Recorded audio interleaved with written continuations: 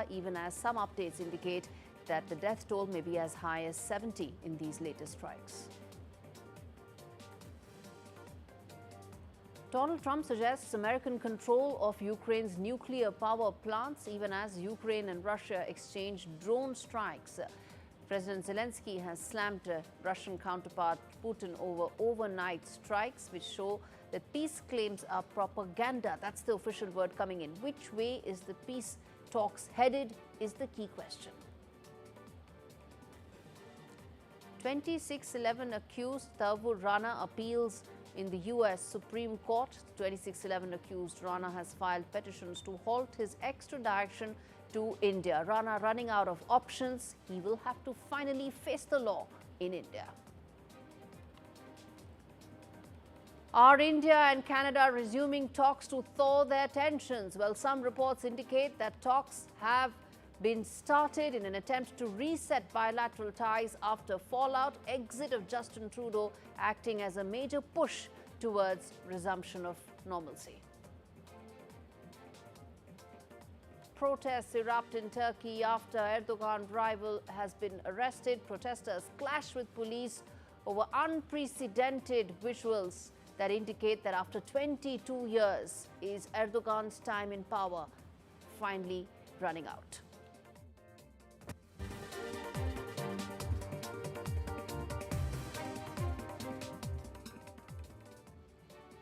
Big story that we're tracking on the show today on India Global is what's unfolding in the Middle East.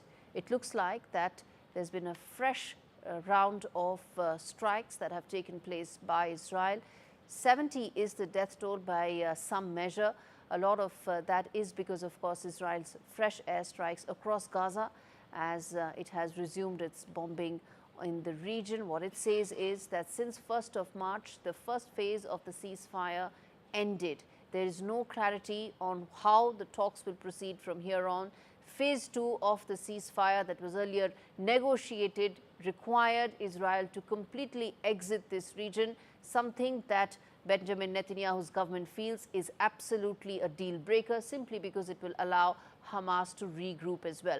What's the future like for this potential tenuous ceasefire that was holding on by a thread? What happens to those 59 hostages? What about the civilians who are, of course, in the midst of these fresh airstrikes that are taking place? Some reports indicate that Israel's ground offensive is actually most significant since November 2023, right after it responded to that October 2023 Hamas attack. The military has also reported regaining control of the center of the Netzarim Corridor, and some reports indicate that airstrikes have claimed the lives of 510 Palestinians since Tuesday. Hamas has condemned the ground ops and the breach of the corridor as a new and dangerous violation of the 2-month-old ceasefire. As I said, it expired on 1st of March, and since then, everything has been up in the air. Whether mediators will be able to find out possible ways to bring the two sides back on the table is really the key question here.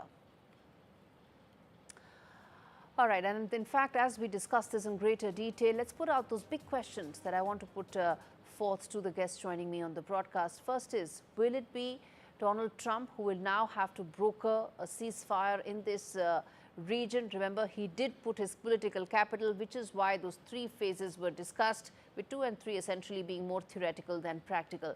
The second key question in this discussion that I will have is that will there actually be a phase 2? Phase 1 happened, 190 odd hostages came back, thousands and hundreds of prisoners were released by Israel in exchange. But what happens going forward? And that's the next question as well, that what will be the release of hostages? How and when will that happen? There are 59 of them. Not all of them are alive, but the fact is Israel wants them back. How will that happen? Their families have also been crying out for help. And lastly, Netanyahu's government has made it very clear that these ground ops will continue. It's not a short-term, but a long-term process if it requires. How long will America back it before it decides it's finally time to talk on this? James Dorsey joining me from to talk more on this. He's a Middle East expert, adjunct senior fellow at Singapore's S. Rajaratnam School of International Studies, and also with me is Mr. Hoffman, Israeli-American journalist. Thank you so much, gentlemen, for taking out the time to speak to me on this issue. And in fact, Mr. Hoffman, let me start with you. As things stand right now, one has to point out that these strikes are happening at a time when it is the holy month of Ramadan, and the numbers that are coming in terms of casualties is fairly significant. Every casualty that there is the fault of Hamas, which could end the war in a moment by releasing the 59 hostages that they're still holding. Hopefully 24 are still alive. The fact that they're holding them and 35 dead people, which is gruesome and disgusting, needs to stop. And just an hour ago, they fired a missile at Tel Aviv. It landed in the city of Rishon LeZion, just to the south, 3 different missiles. One was shut down, 2 of them landed in open areas. There's shrapnel all over the city of Rishon LeZion. I was woken up at 4 o'clock in the morning by solidarity fire from Yemen, from the Houthis. So all this needs to stop. Hostilities have come back in full swing, and in fact, let me ask this to you, Mr. Dorsey, that do you now expect Trump administration to focus on this region once again? Because Donald Trump did put in his political capital, which is why one did see phase 1. But how does one get to phase 2 of this ceasefire? Well, I think in terms of Donald Trump, the question is not if, but when. I think that the current military operation, a resumption of the military operation in Gaza, serves 2 purposes as far as Prime Minister Netanyahu is concerned. One is a tactical purpose, which was the return of Itamar Ben-Gvir to the cabinet to ensure a majority in Parliament, particularly in advance of the budget discussions, which, if no budget had been failed, would have led to the fall of the government by legal definition. But the second objective is a much more strategic objective, if you wish, and that is backed by the United States to try and detract or extract from Hamas as many of the hostages as it can, because that would weaken Hamas's negotiating position in whatever negotiation takes place for a second phase and ultimately an end to the war and a post-war administration of Gaza. So in that sense, I think the question is going to be, when does Trump... Mr. Dorsey, how soon do you see that happening? That's the $64,000 question. I think right now you have an Egyptian proposal on the table, which is to release up to 6 hostages in exchange for Palestinian prisoners, as well as a revival of the second phase, Gaza ceasefire talks, and the return or the opening of the borders for the flow of humanitarian aid. The problem with that is that Hamas wants guarantees that Israel will abide by the agreement and that this will lead to an end to the war.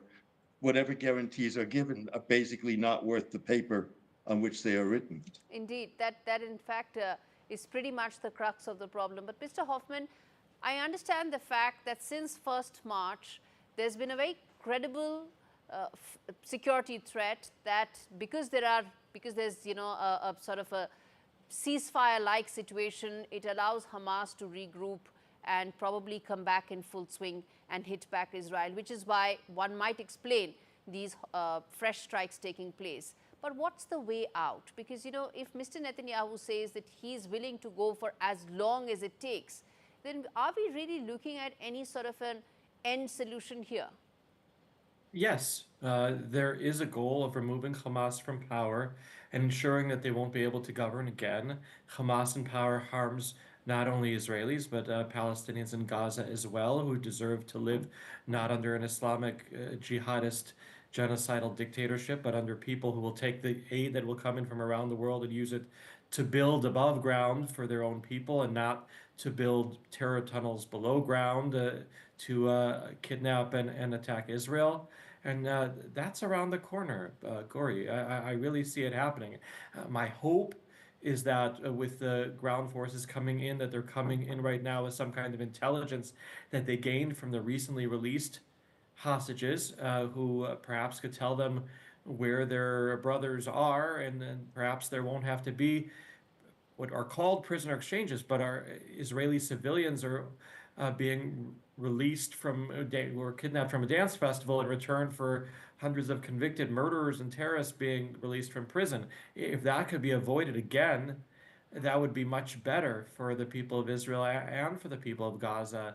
In the end, there's going to be some kind of international stewardship over Gaza.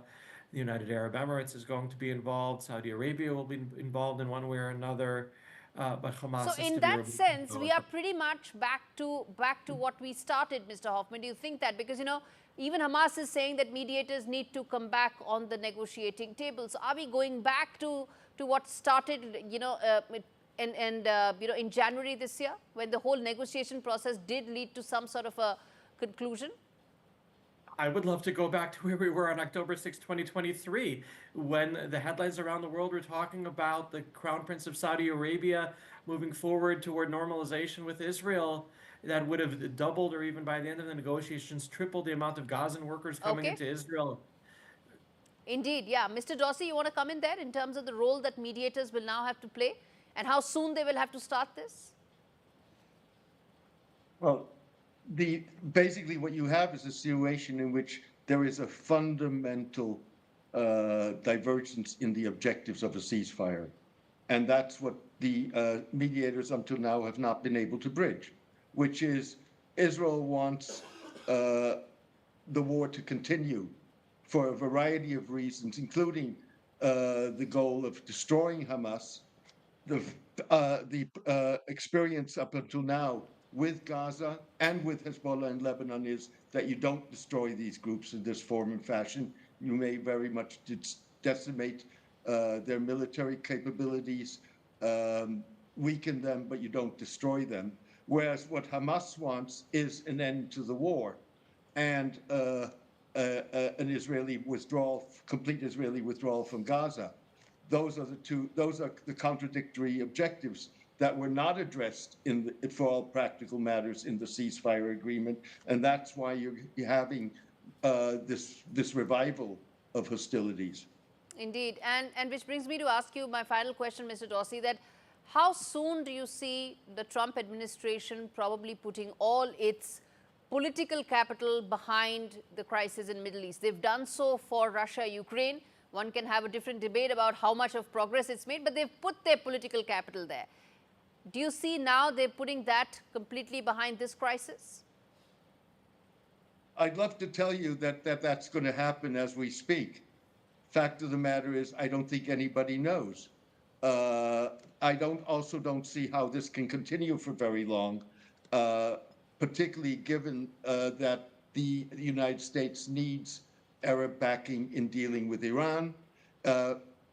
Trump wants to be seen as a peacemaker, so I would assume that this is not going to go on for very long, including, keep in mind, that the Israeli blockade in terms of the flow of humanitarian aid and the cutting off of electricity to the Strip has been now going on for more than 2 weeks. It's not a sustainable situation.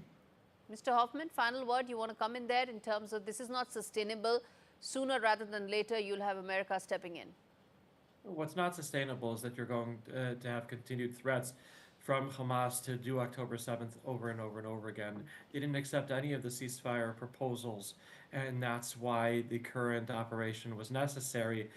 I don't think this is going to be a very long operation either. I think that with American backing this time, which is stronger than there was during the previous administration in Washington, Israel will be able to accomplish its goals quicker for the betterment of the people of Israel and the Palestinian people, and lead toward renewed talks with Saudi Arabia on making the entire world safer. All right, we leave it there, gentlemen. Thanks much for speaking to me on India Global. Hopefully, we'll be able to find some sort of a negotiated settlement towards peace on this issue. On that note, viewers, I'm going to slip into a very short break. Come back on the other side with more news, including the latest on Zaporizhzhia. Stay with me.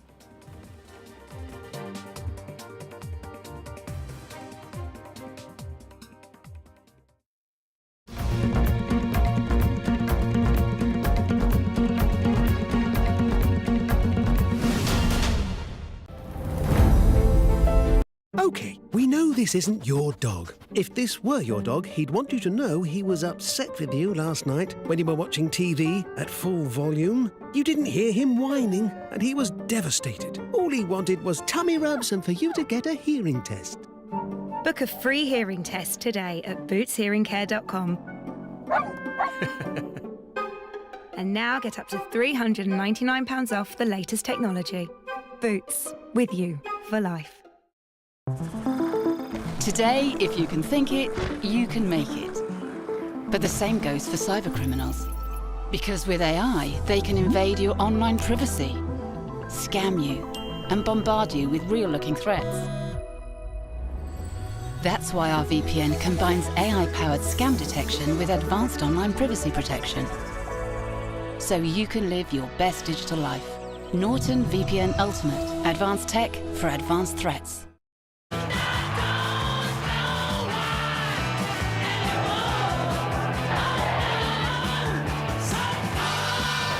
The UK's first human heart transplant has been completed, supported by the British Heart Foundation. We were a noisy generation, but it might be something quiet we do that becomes our greatest legacy. Leave a gift in your will to the British Heart Foundation and fund groundbreaking research that could help save millions of lives. Search BHF Wills. Transform hard chairs and surfaces into comfy seats with Soft Sitter from JML. The lightweight and portable gel cushion that helps provide all-day comfort and support no matter where you sit. Its clever hexagonal honeycomb construction cushions, distributes and supports your weight. And its breathable design allows air to circulate, helping to keep you cool. Perfect for all types of seats. Or as a kneeling pad. Get the comfort and support you need with Soft Sitter. Only $14.99 from Asda, Boots, Morrisons, Tesco and JMLdirect.com. I'm a simple man, but now I'm in my 50s, things are getting a little more complicated. Retirement's peeking around the corner, and I wanted to make sure my family would be really looked after if anything happened to me. That's why I decided to learn more about over 50s life insurance from Cover Today. They're the only over 50s life insurer with no waiting period. Unlike other insurers who could make you wait up to 2 years, with Cover Today, you're fully covered from day one. And you're covered for the whole of your life. Plus, unlike other things in life, the price never goes up. Learning more can be simpler. Go online or talk to their friendly UK team in just one phone call. Cover Today are the only over 50s life insurer with no waiting period and no annoying trips to the doctors either. Now I'm with Cover Today, I can get on with something much more interesting. Plus, you get your choice of a £125 gift card. To find out more about Cover Today, call our friendly UK team on 0808 143 4774 or visit covertoday.co.uk. And the stories of our diaspora. We cover the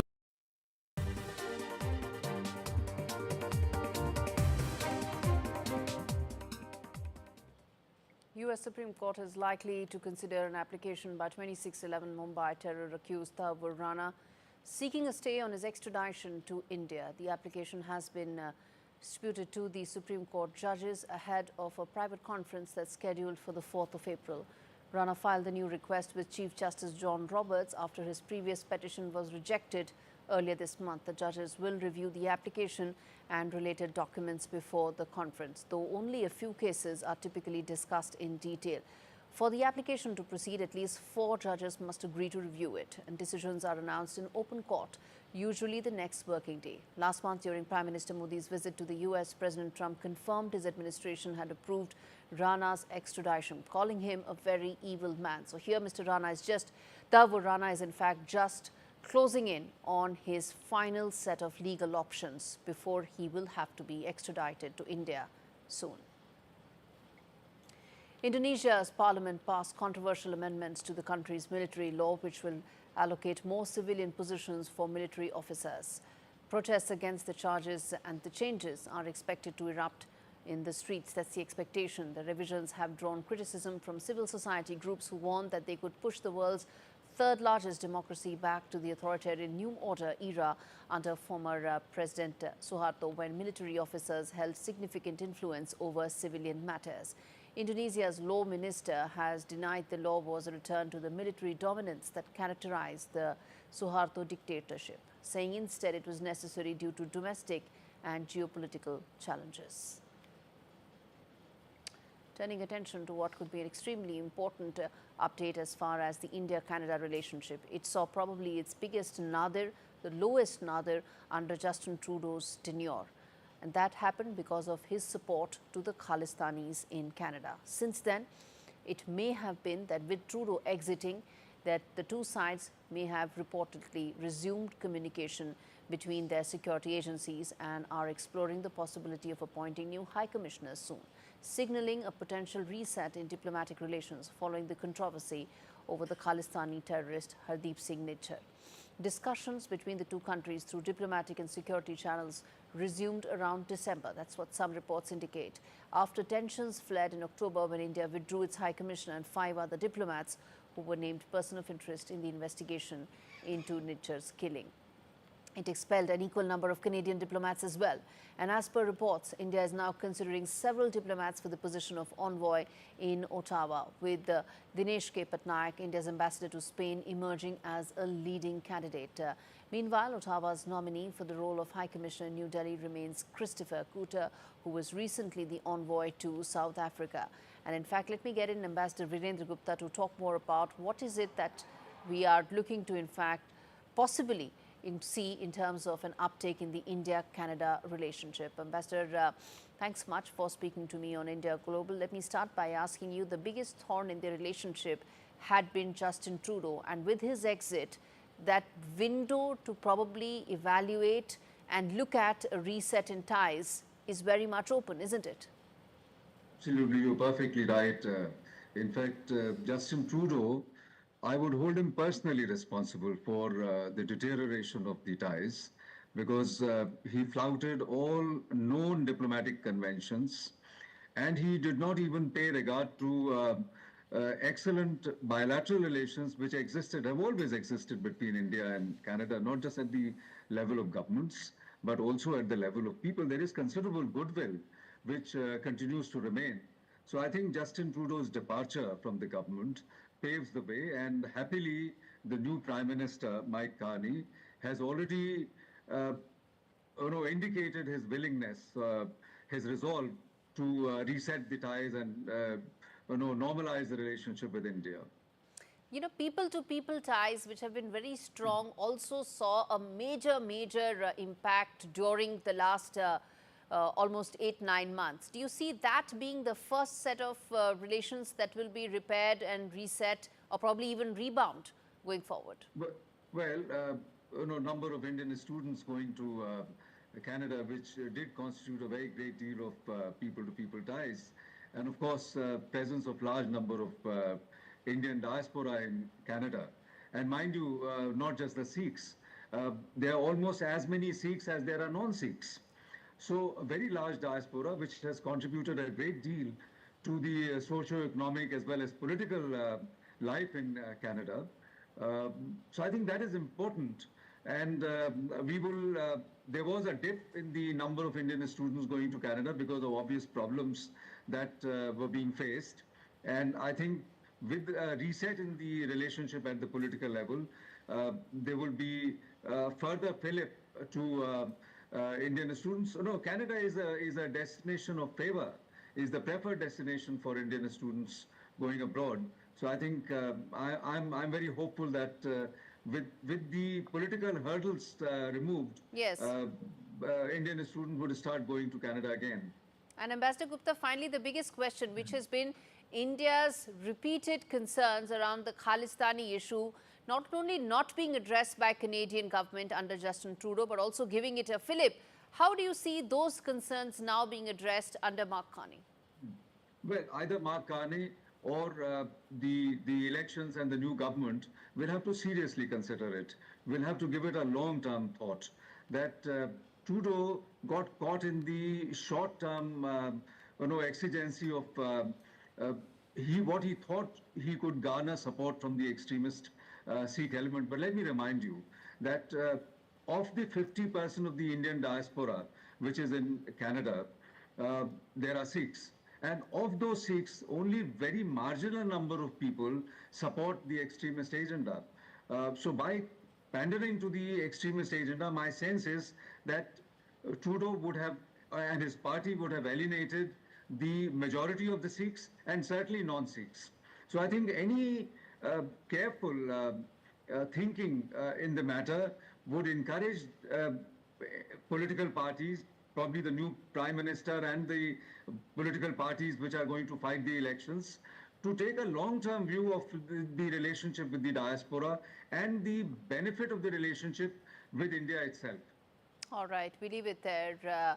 So thanks much for speaking to me on India Global, on a story, on a relationship that's extremely important, that is the India-Canada relationship. Bilateral ties need to be insulated from leaders and their whims and fancies, and hopefully that is what the India-Canada relationship will also display.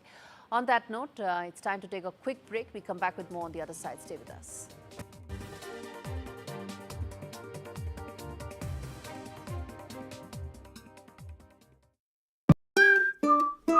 What are you so happy about? I've just made a claim. We could be owed thousands. My claim group? Yeah, the cars we bought on finance, well, the lenders could have charged hidden commissions. It's dead simple to claim. Hey, I had 2 cars before we met. Go to My Claim Group. You could be owed thousands in hidden commissions from cars you bought on finance since 2007, even if you can't remember the details. Done. Simple, eh? Go to My Claim Group now. Claims made simple. Quidco gives you cashback every time you shop on over 5,000 brands. It always pays to Quidco. Sign up and start saving today. Visit quidco.com.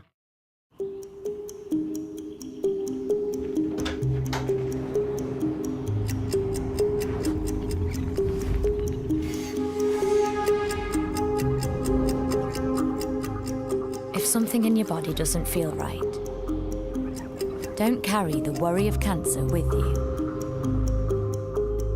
Tests could put your mind at rest. Until you find out, you can't rule it out. Contact your GP practice.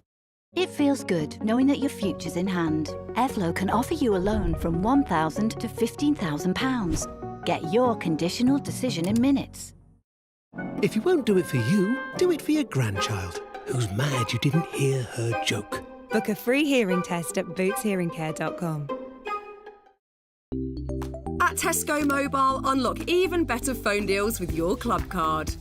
Get our 30 gig SIM for just £12.50 a month with club card prices, saving you £30. Better yet, your club card lets you unlock more than just great deals, like frozen prices and no EU roaming fees until the end of your contract. It pays to be connected. Search Tesco Mobile. Every little helps. Who doesn't love a good deal? Meal deals. Be rude not to deals. Seal deals? Or a bit of deal or no deal? We've got free-to-play deals with no deposit required. And up to £1,000 to be won every day. Get that good deal feeling only at Tombola. I'm in. Okay, now, you can have a great first day.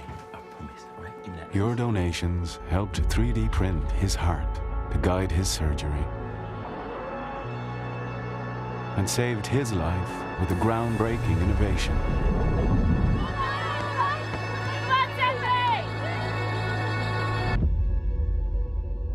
And the future breakthrough that could cure her is closer than ever.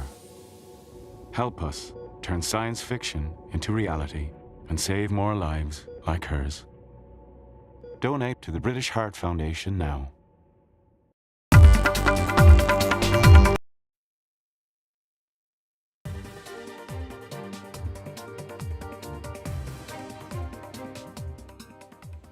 This is India Global. I turn attention now to what's happening in the Russia-Ukraine war. The latest is that there's a phone call with Ukrainian President Zelenskyy and President Donald Trump, where it was proposed that America could own and operate Ukrainian nuclear power plants as part of his latest effort to secure a ceasefire in the over 3-year war. White House stated that it had moved beyond the idea of taking control of Ukraine's mineral resources in the talks and now focusing on long-term peace pacts. Following this call, Zelenskyy clarified that the two leaders discussed only one power plant, referring to the Zaporizhzhia nuclear plant, which is currently under Russian occupation. Zelenskyy also mentioned that Kiev was ready to pause attacks on Russia's energy infrastructure. So all talks being centered around the energy infrastructure of both countries. that is which way, the direction in which these talks are going. First, listen in to White House remarks after that call, and then we come back and talk in detail about this. President Trump also discussed Ukraine's electrical supply and nuclear power plants. He said that the United States could be very helpful in running those plants with its electricity and utility expertise. American ownership of those plants would be the best protection for that infrastructure and support for Ukrainian energy infrastructure. Now we have moved beyond the economic minerals deal. We are at a place of peace. We're at a partial ceasefire, and we're moving towards a full ceasefire and a long-standing peace in this conflict. And that's great news for the American public. All right, Disha Bakshi joins me to talk more on this. Disha, now which way are these talks headed? What is the indication looking like? We heard the White House talk about the fact that US has now moved beyond any sort of critical minerals deal and is now in fact suggesting that US is actually looking at, ownership of Ukraine's nuclear plants. So now Ukraine has several key nuclear plants. One is Chernobyl, which has been shut for over since 2000, and Zaporizhzhia nuclear plant, which is one of Europe's largest nuclear plants. And now US is indicating that perhaps they are looking at taking over or taking control of these power plants and help Ukraine run these nuclear plants. Now, to tell our viewers, this nuclear plant is currently shut since 2022 and is actually under Russian control. So, and it has been witnessing certain attacks, drone attacks from the Russian side as well as the Ukrainian side, which is why it was shut down. Now, this indication, in fact, is progress in the talks and really opens up a new phase in the negotiations between the two sides. And the fact that now there is a ceasefire, there is a halt in attacks on energy infrastructure doesn't mean that all attacks have been halted. In fact, just hours after the conversation between US President Trump and Ukrainian President Zelenskyy, there was overnight drone attacks between Russia and Ukraine. In fact, Ukraine shot down 75 of 171 drone attacks from Russia, as well as Russia also claimed that there were certain drone attacks from the Ukrainian side. In fact, Ukraine even targeted a key airbase, Russian airbase, which was used by Russia for the last 3 years to target Ukraine with long-range missile strikes. So the attacks are nowhere close to ending. It's just that certain energy targets are no longer being targeted. And in fact, they're also exchanging barbs, where Zelenskyy has said that any peace claims by Russia is in fact propaganda, whereas Kremlin is saying that these recent attacks are indicating that Ukraine is not serious about peace. All right, Disha Bakshi, appreciate you giving us a lowdown of what's the latest that's unfolding and which way it's going from here. And in fact, that's really going to be one of the big questions that I'm going to put forth to my guests joining me on India Global. First up, the big questions around this is that will this allow the United States to now become a bigger stakeholder in the war when it actually takes over energy infrastructure, whether it's a single power plant or more than one? Does it mean that America will now have skin in the game? Second, will this also probably act as some sort of a security guarantee for Ukraine, something that they've been crying hoarse about? The Trump administration has rejected completely. But could this really be that some sort of a guarantee that Zelenskyy has been looking for?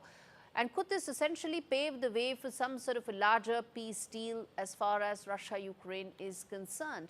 And lastly, something that is most important is that these nuclear plants, particularly the Zaporizhzhia one, is under Russian control right now. If President Trump were to insist on taking it, is that going to have a bearing on the relationship between US and Russia? That, I think, is going to be extremely important as well and needs to be discussed in detail. Edward Joseph, who's a political analyst, joins me live to talk more on this. Ulina, always good to have her joining us live to talk more about the Ukraine side of it.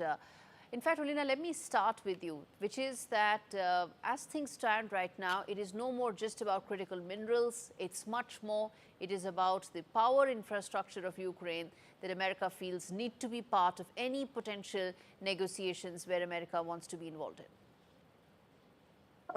Well, I would not put such great significance to this conversation that happened between Zelenskyy and Trump regarding Zaporizhzhia power plant, because President clarified already yesterday evening that it was just a conversation about U.S.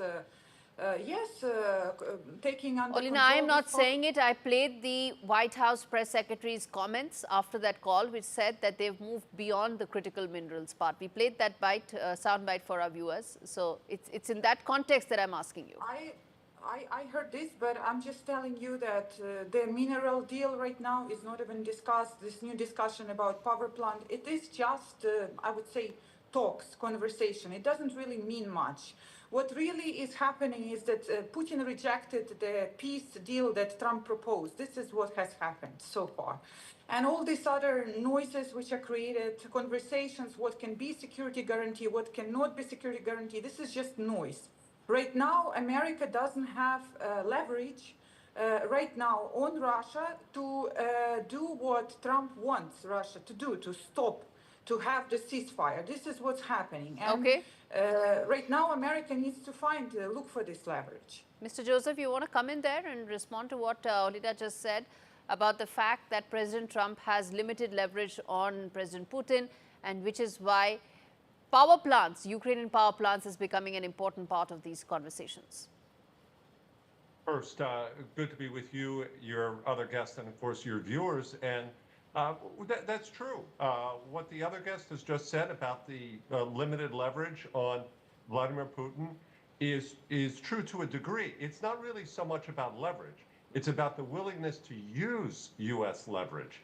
That's really the key point here, and that's why this nuclear power plant is not just noise. No, this is not just noise. This is significant politically, even if it's only in a preliminary discussion. This is quite significant. Why? Because this is about the positioning of the United States relative to Ukraine and relative to Russia. And what we saw, of course, everyone across the globe witnessed the disastrous meeting in the Oval Office, witnessed prior to that President Trump calling President Zelenskyy a dictator, pressing that they have to have elections. And then what happened? We saw after the meeting in Saudi Arabia this reversal, where Ukraine's delegation accepted the ceasefire. The U.S. changed its tone towards Ukraine. That all the ball, everyone noted, was then in Russia's court, and there was this long conversation between President Trump and President Putin, but there was no agreement on the ceasefire, and they know that in the White House. Okay. They know that there was no agreement, and that's why this is significant, because it further aligns Washington and Kyiv. That's what's significant here. Indeed. And then, of course, the pressure will go back on Russia. Please. I was coming to just that, Mr. Joseph, that how do you see that in terms of allowing U.S. to put pressure on Russia? I was coming to just that. Yeah, well, that's this will become the inevitable question, and then it's simply a question of whether the President Trump and his team will allow themselves to see reality in Russia as it is. That whether they will allow themselves to understand that President Putin does not want to end the war. That in some respects, many people, insiders in Russia, believe President Putin cannot afford, physically cannot afford, will not survive politically or possibly physically if this war ends, because if it ends short of the vision that he has to completely subdue and control Ukraine. Okay. And so that's why these steps are there. They're not trivial. These are important because they align Ukraine and the United States, and that's tremendously important for ultimately resolution and awakening in the White House to the reality of Vladimir Putin and his objectives with this war. Olina, respond to what Mr. Joseph is saying. This is probably the best piece of discussion that you would have heard all morning, isn't it? Well, no, I agree with the other expert that right now, U.S. is looking for this leverage. on Russia, but when we speak on technical terms about this power plant particularly, it is now being controlled by Russia. President Zelenskyy said in order for this power plant to start bringing money, to start bringing energy, there should be probably 2 years of different repairs to bring infrastructure which is destroyed around it, to bring water supply which is destroyed around it.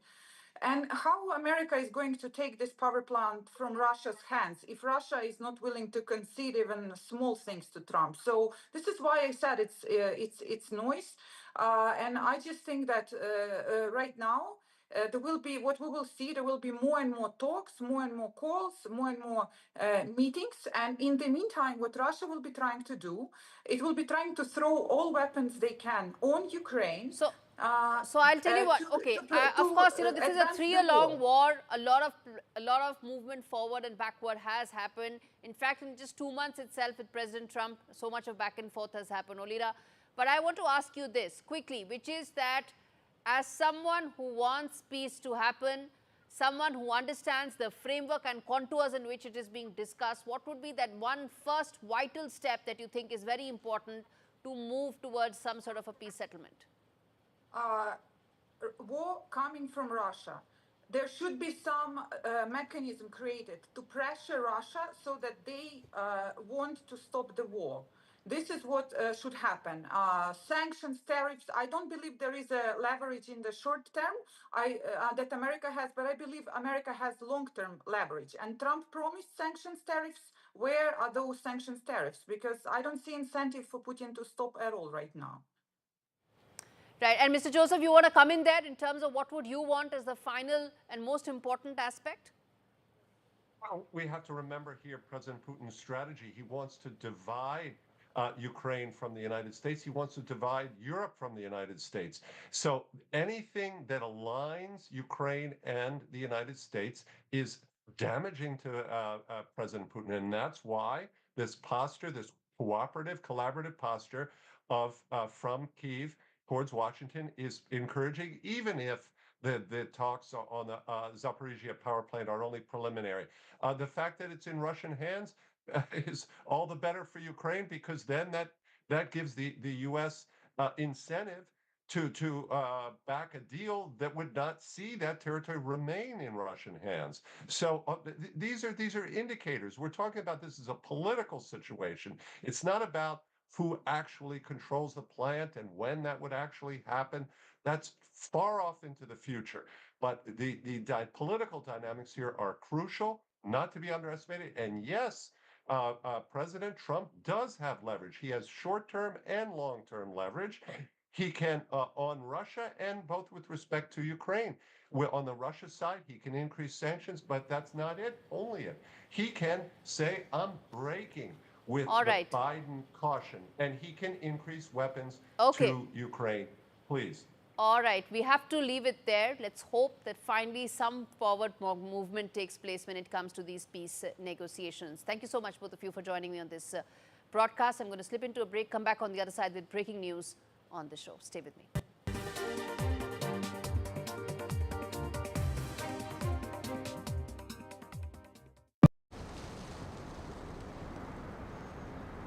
Life's full of times like this. Oh yeah. The gaps between the good stuff. Okay. Like killing time in waiting rooms. It's not long until you've had enough.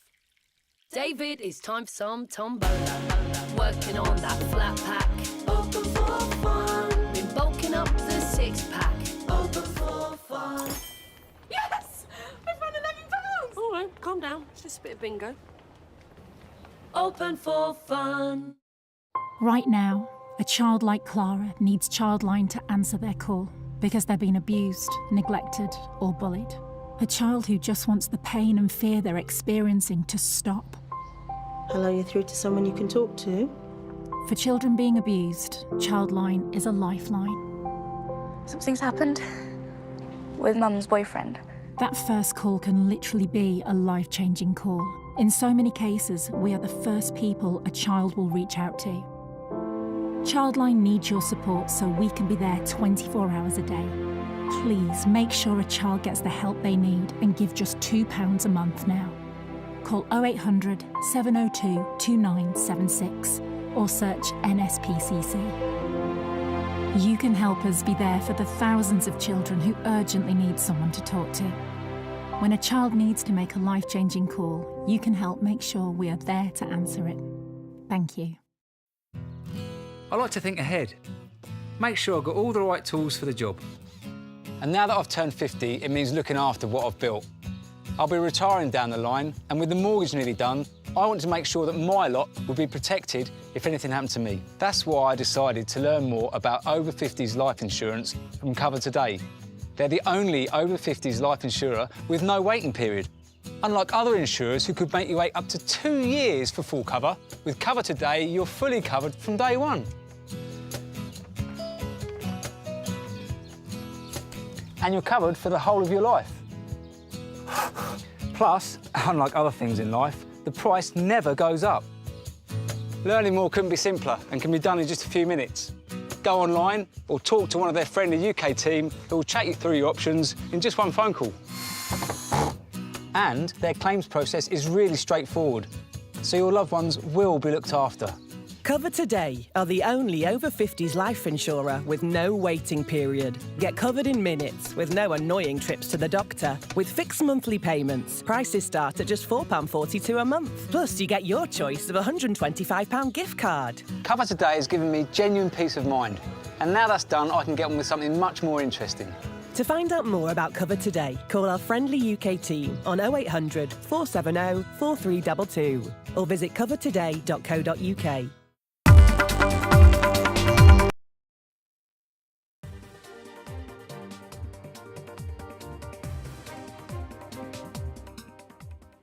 Turkish authorities have detained 37 people for sharing provocative content on social media, pressing ahead with a crackdown on dissenting voices that escalated with the arrest of the mayor of Istanbul, a potential challenger to President Erdogan.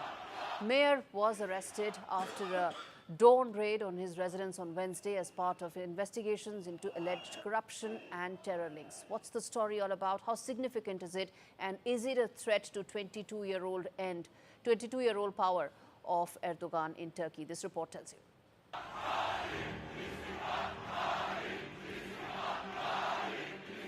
Turkey is on edge. Streets are filled with thousands of protesters. Police in riot gear. Pepper spray in the air.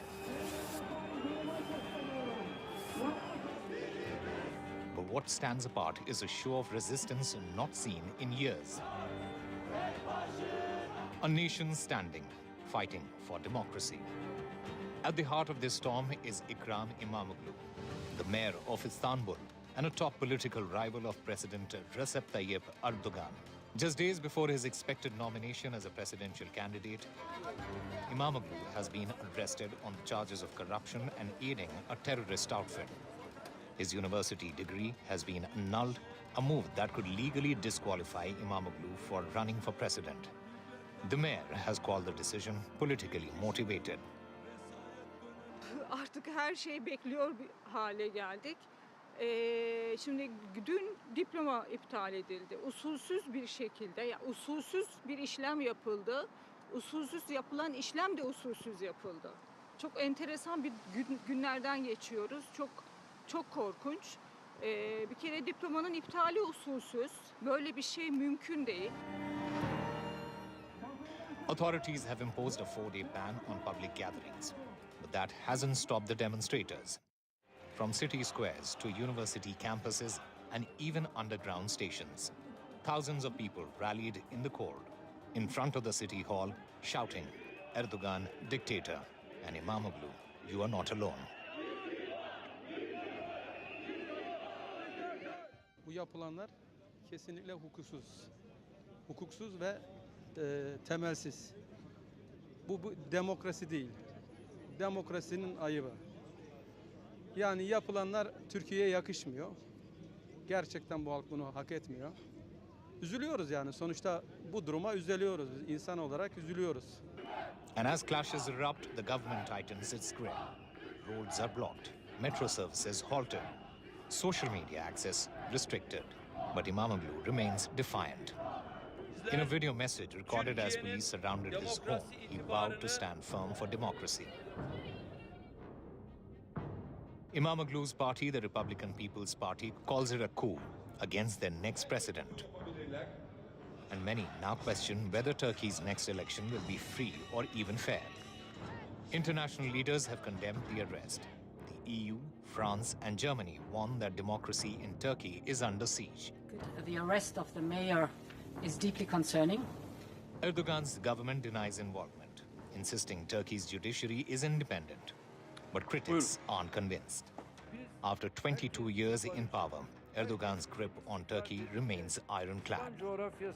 For now, Imamoglu sits behind bars. His fate and the future of Turkey hangs in the balance. With Rhythm Arcadia, Bureau Report, NDTV World.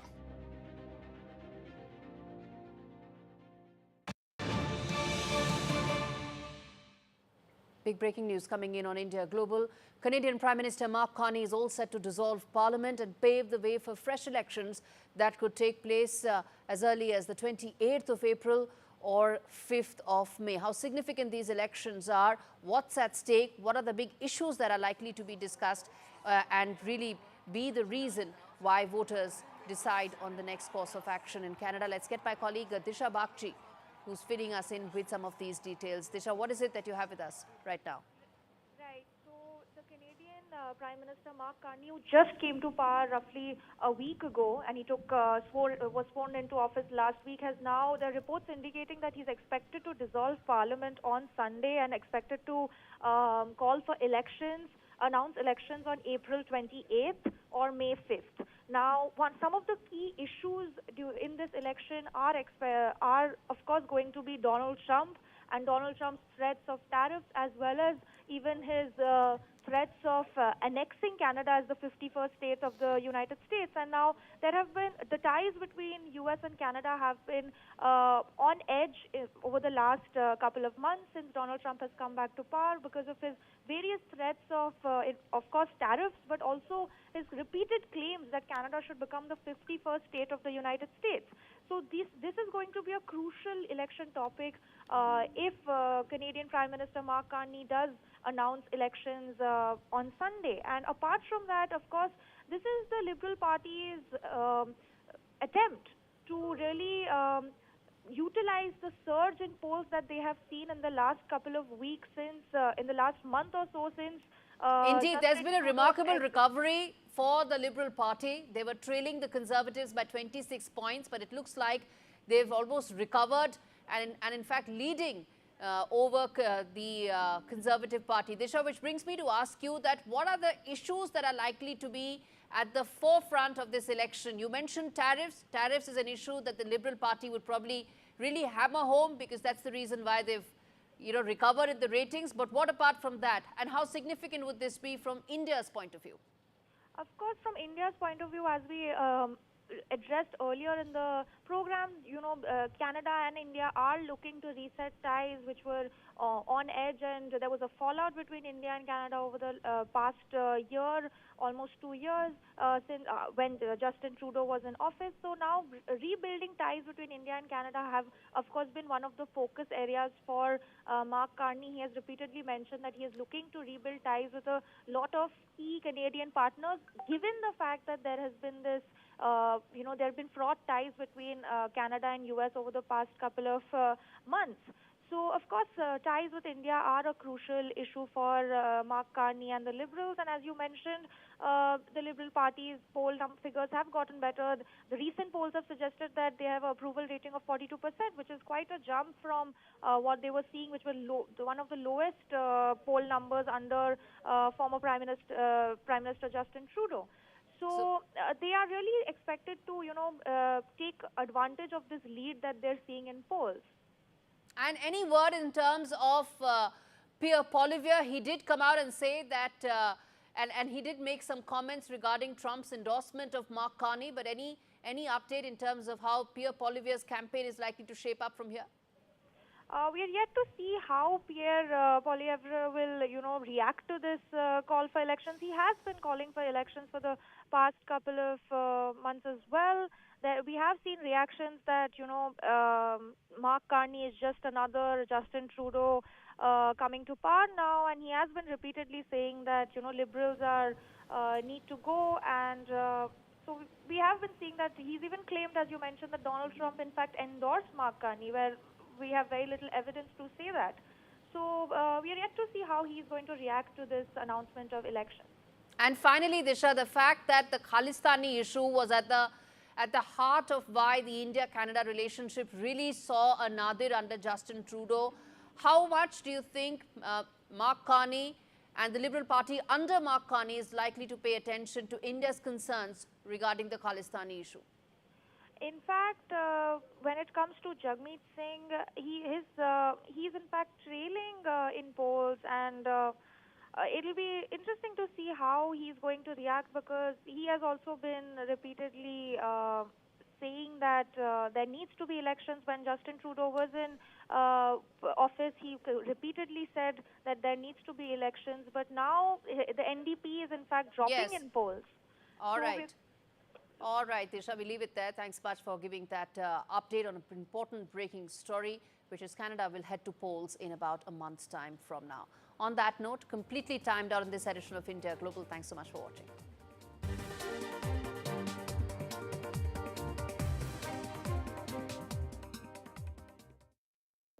Ladies and gentlemen, Britain hasn't been so great of late because the country hasn't been eating enough Weetabix. Makes sense. I've been eating croissants. To whoever's in charge of fixing potholes, VAR, and drivers who park like this, we must say, have you had your Weetabix?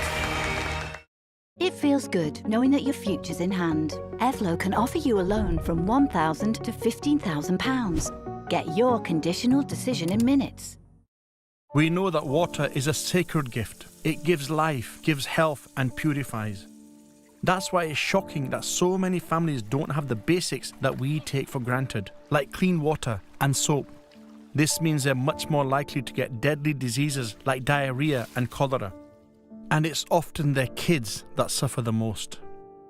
Today, over 800 children will die from dirty water, no proper toilet, or just because they can't wash their hands.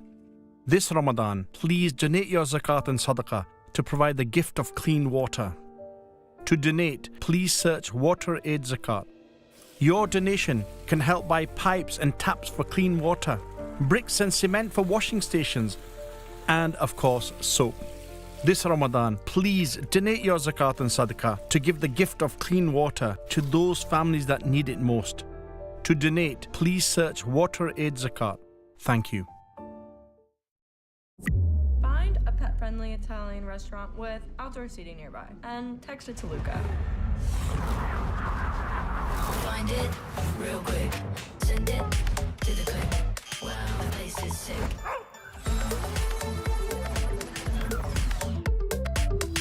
Get the Samsung Galaxy S25 Ultra with Galaxy AI for just $56.99 a month with Club Card prices. It pays to be connected. Search Tesco Mobile. Every little helps. With Post Office Over 50s life cover, enjoy peace of mind knowing your family will receive a guaranteed payout when you're gone. UK resident 50 to 80, you're guaranteed acceptance. No health checks and from just £1.15 a week. Plus free 24/7 GP access with the health and wellbeing benefit. Purchase and receive a £125 gift card for amazon.co.uk, Tesco or M&S. Call Post Office on 0800 171 2211.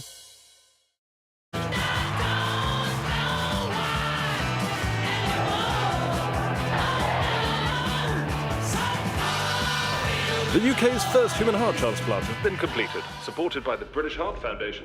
We were a noisy generation, but it might be something quiet we do that becomes our greatest legacy. Leave a gift in your will to the British Heart Foundation and fund groundbreaking research that could help save millions of lives. Search BHF Wills.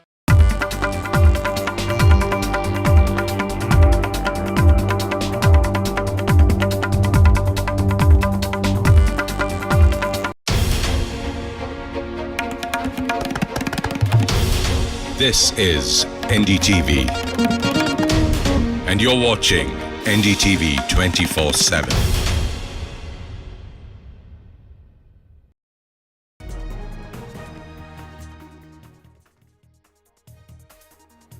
Hello and welcome to the Southern View. I'm Bida Raghav. Lots lined up on the show this evening, but first let's take you through the top headlines we're tracking this hour. Karnataka's Home Minister orders a probe into an alleged honey trap attempt on a state minister. This after a complaint was filed by PWD Minister Satish Jarkioli exposing a failed attempt to honey trap him and another serving cabinet minister. Multi-city raids on Amazon and Flipkart citing multiple violations. Raids were prompted by complaints of non-certified products being sold on e-commerce platforms. The government has warned e-commerce companies to ensure compliance with regulations and sell only certified products. BCCI Secretary tells NDTV there will be no relaxation on the policy of family accompanying players overseas. Tells NDTV there's no question of changing the guidelines.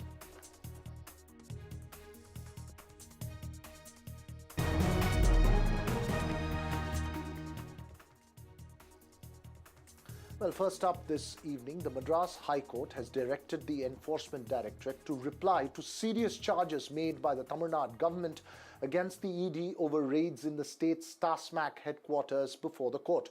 The court ordered the ED against any coercive action till Tuesday and even asked how the Enforcement Directorate could detain government officials, including the managing director of the state's liquor corporation, TASMAC, who's also an IAS officer, for over 60 hours.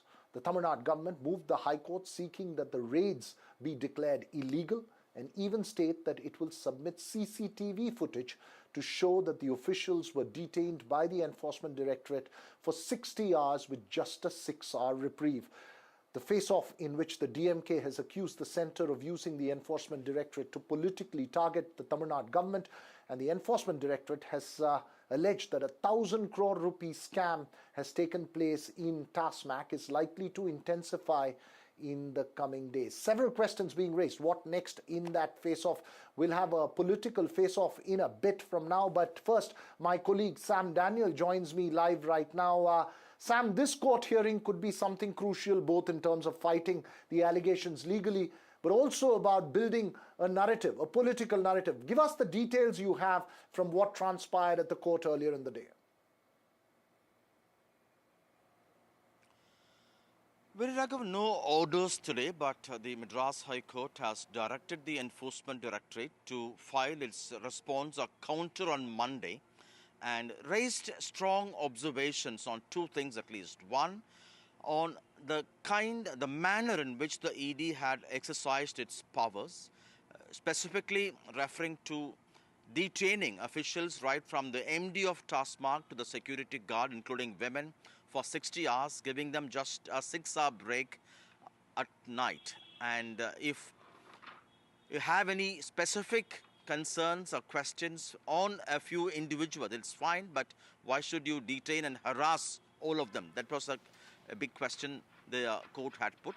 Secondly, also on the question of exercising its powers, the court did not approve the Tamil Nadu government's claim that without the state's consent, the ED cannot start its investigation.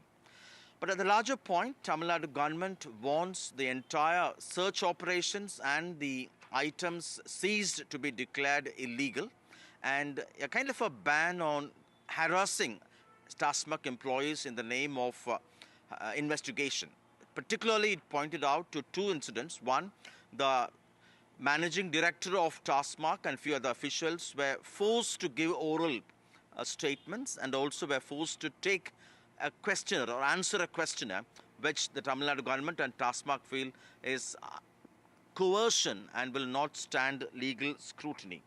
And the government has also said it will present CCTV footage to bolster its claim of detention by ED.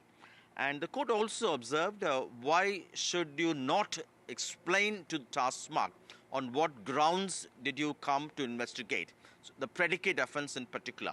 The Tamil Nadu government claims they were not served any search warrant, nor were they given a copy of the enforcement complaint information report.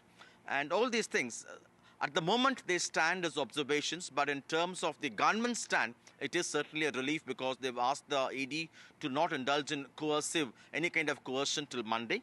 The ED in a statement last week claims that there are 3 levels of corruption, including 1,000 crore scam involving the bottling agencies in collusion with the distilleries, what it calls as well-orchestrated modus operandi, siphoning off large amounts of unaccounted cash, besides raising the selling price of liquor between 10 and 30 rupees. Also, alleged corruption in contracts for transporting liquor, besides appointments and transfers of TASMAC officials. Lastly, the Tamil Nadu government and the excise minister have denied these allegations, saying that this is politically motivated, as MK Stalin takes a tough stance against the centre on issues of delimitation and the national education policy. Politically, as you said, Veera Raghav, coming before a year for Tamil Nadu polls, already the ruling DMK is setting the narrative, targeting the BJP in a sense, while the BJP hopes the liquor issue could would resonate largely with the masses. Okay, Sam, important points that you make there. Obviously, the next stage in this case would be very closely watched. Remember, Sam, leaving this case aside, the fact that there have been concerns raised about TASMAC and the kind of scam that's being alleged is not just something restricted to the past few years of the DMK government, but something that traverses back in terms of allegations per se, back even to the AIADMK's earlier regime. That's right, Veera Raghav, because TASMAC, the government taking over exclusive rights to sell, distribute liquor across Tamil Nadu, stretches backwards to several decades, irrespective of the political divide here. And any scam, any irregularities does not confine to the present ruling regime, could actually date back to the earlier regime as well. And that's why it's just not something to worry for the ruling DMK alone. This could actually go back as well, which many point out could be also used as a pressure tactic, in a sense, politically, to target the AIADMK, particularly closer to elections with regard to alliances. But these are all in the realm of speculations. But yes, technically, this could go back. That's right. That's right. This is an important case. We'll keep following that very closely. Thanks very much, Sam Daniel. I have with me the DMK's A. Saravanan and Narayan Tirupati of the BJP, both for a spirited face-off and pun unintended in this case. Saravanan, first to you, irrespective of what transpires in the court and the allegations that's being made, is this part of building that political narrative as far as the ED is concerned, where the focus on the real issue may be lost, which is what happens in TASMAC in terms of the allegations that have been made of what the ED says 1,000 crore scam? See, anybody can float that fancy number. ED, we all know who's under whose behest the ED is acting. ED is actually the henchman of the BJP. We have n number of examples to cite that. We know what happened in Chhattisgarh. We know what happened in Delhi. They want to reenact the same thing again, which we will not allow. The BJP thinks with the ED in their pockets, they can trample upon all the opposition parties. You ask them what is the allegation. They will say, TASMAC, 1,000 crore, DMK, ED raid. Sir, what is the allegation, sir? This is what they will keep saying ad nauseum. What is the real allegation? See, you know, ED can investigate a case only if a predicate offense is registered. Today in the court we said, where is this predicate offense? What does this predicate offense speak about? Why have you not informed the TASMAC officials about this? The entire ED raid is illegal. And the first instance, ED did not speak about this 1,000 crores. When Mr. Annamalai says 1,000 crores, and suddenly ED gets a conscience, it gets a brain, it gets everything and says 1,000 crores. Oh, the scam is worth 1,000. How did you quantify? Why have you not released a detailed press release? Narayan Tirupati, a response to Saravanan, he says, Annamalai says 1,000 crores, so the ED is saying 1,000 crores. How do you quantify what is the rationale behind it? And says 60 hours IAS officers have been kept. Veer Raghav, even a child in Tamil Nadu, a kid in Tamil Nadu will say that this TASMAC is full of corruption. And, this DMK government is full of corruption. They know nothing but corruption. And Mr. Saravanan was asking what happened to Chhattisgarh and Delhi. And I think, Veer Raghav, you have seen what has happened in Chhattisgarh and Delhi. And because of that, the Aam Aadmi, in Delhi was rooted out. And the court very clearly said that Arvind Kejriwal should not step into the Chief Minister's office. And we all know that. So what happened in, I say what happened in Delhi has happened in Tamil Nadu. So what Saravanan says is 100% right. I admit, I acknowledge what Saravanan said, that what happened in Delhi has happened in Tamil Nadu. And he was talking about what they have said in the court. See, you will say that only in the court that it is illegal, that, this, everything. And the next hearing, we are going to see what is going to happen. You have taken that route. You said that nothing has happened, but you chose to go to the High Court. The High Court will listen. See, any court, they will listen. There is no issue. The thing is that there is a huge scam. He was saying, what has been the allegation? The allegation has been very clearly mentioned. Prima facie, there is a collusion between the distilleries, the bottling companies, the TASMAC office, and also the TASMAC bars and TASMAC shops. There is a very big nexus between them, and it's more than 1,000 crores. Don't please stop with the 1,000 crores. It is more than 1,000 crores. The investigation is on. Very simple. And whatever the oral orders or oral directions given by the Honorable Madras High Court, yes, they are entitled to, because they have said there is no problem. And we are Let Saravanan respond. See. Let Saravanan respond. The BJP is afraid. It's very afraid, because the delimitation has come out of syllabus for them. They never thought they'll have to handle delimitation publicly. And they also know that the other issues raised by the DMK is very, very pertinent. And now Mr. Rahul Gandhi is resonating that about the caste census and increasing the reservation, which has happened now in Telangana. This is entirely against the ideology of the BJP. The entire country is picking up what the DMK is doing in the state of Tamil Nadu. So what can you expect? This is what we can expect. Let them keep saying 1,000 crores, 2,000 crores. If we speak about the scams of the BJP government, from the CAG report, from the PM CARES fund to the electoral bond scam, the Adani scam, everything goes up to the top of the BJP. Nobody is able to investigate them. Yes, I see. He said, Mr. Saravanan said BJP is afraid. Who is afraid? See, the police, every day there are a lot of murders happening, Veer Raghav, in Tamil Nadu, even yesterday, today, day before yesterday. It's happening over the states. Why? Because the DMK is afraid. Because in each and every TASMAC shop, police are being posted. The local policemen are standing in front of the TASMAC shop. Even yesterday, when I was going to my house, there was 2 policemen standing near a TASMAC shop near my house. I asked them. He said that, sir, we have got directions that the government has given. And see, they are afraid that BJPs anytime may have some protest in the TASMAC shop. That is what. See, you have forgotten. I have one very specific question. I have last 2 minutes 30 seconds. And I have one specific question. The accusation the DMK has put is that for 60 hours, the entire TASMAC infrastructure, a government office, was kept under complete ED custody. Did the ED overstretch itself in this case? Will the public perception turn against the BJP and the ED? Who does that think? You think the ED officers are jumped from heaven? You think they have some extra constitutional power? Narayan Tirupati will respond, and then I'll give you time, Saravanan. He gets so tense. See, this ED, sir, the court has asked it, and the ED will definitely answer them. Why you are in so much of hurry and tense? There is no need. See, number 2 is that he was talking about the caste census. Today, their own partyman, a MLA from Pandruti, who stood in their own symbol, he has literally bashed, he has literally shouted in the assembly the government's failure. And for that, Mr. Stalin I want to bring the focus back to the question I asked. I want to bring the question focus on the Saravanan, are you purely building a narrative by these allegations? Raghav, you asked a very, very pertinent question. 60 hours. Are they not officers? Why should we not question? Why should we not support those officers? What have they done?